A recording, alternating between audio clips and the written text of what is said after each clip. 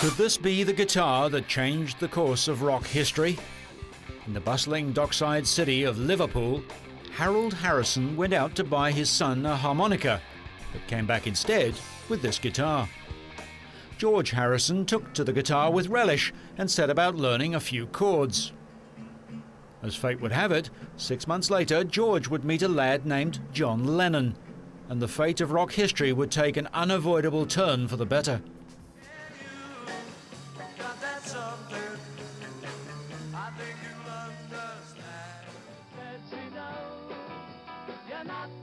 It didn't take long for the boys to gain success.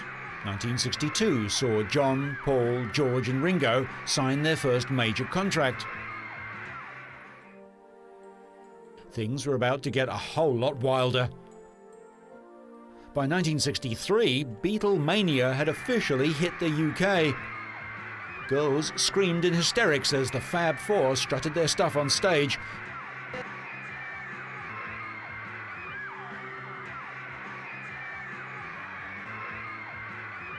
But this reception was nothing compared to what awaited the boys across the pond in the USA. Their arrival at JFK Airport was greeted with screaming fans in fits of passion. Selling 1 million copies of their first album in under 10 days, the Fab Four finally cracked the American market. On February the 9th, 1964, 73 million viewers, that's 40% of the then US population, tuned in to the Ed Sullivan Show to watch four lads in strange outfits with their crazy mop tops bopping out tunes. The American crime rate dropped that day.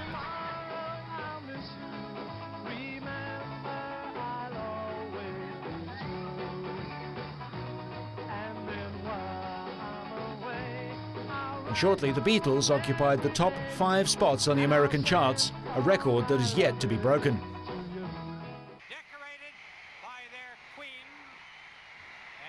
The Fab Four only toured up until 1966, but the screaming of the fans was just too much to compete with. Instead, they embarked upon an illustrious recording career, concentrating all their efforts into studio techniques and composition.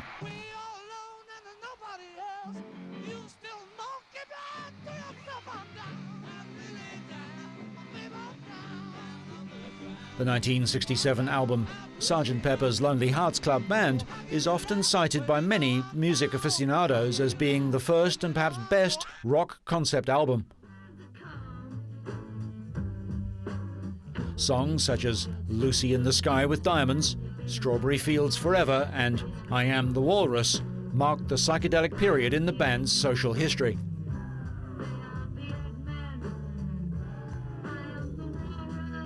'68 saw the Fab Four embark on a spiritual journey, spending time in India, learning the arts of transcendental meditation and yoga.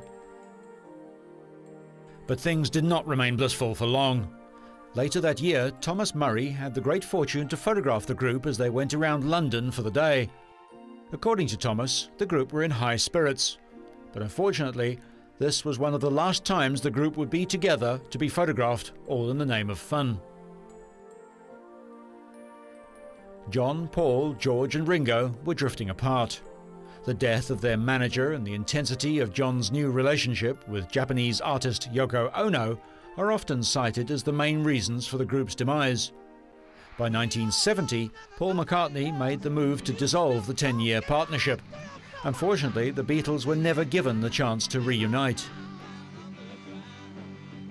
On the 8th of December 1980, John Lennon was shot by a mad gunman in New York. It was the end of an era. But for many, Beatlemania is alive and well. The music, the hairstyles, the fashion and the art of John, Paul, George and Ringo lives on in the hearts of millions.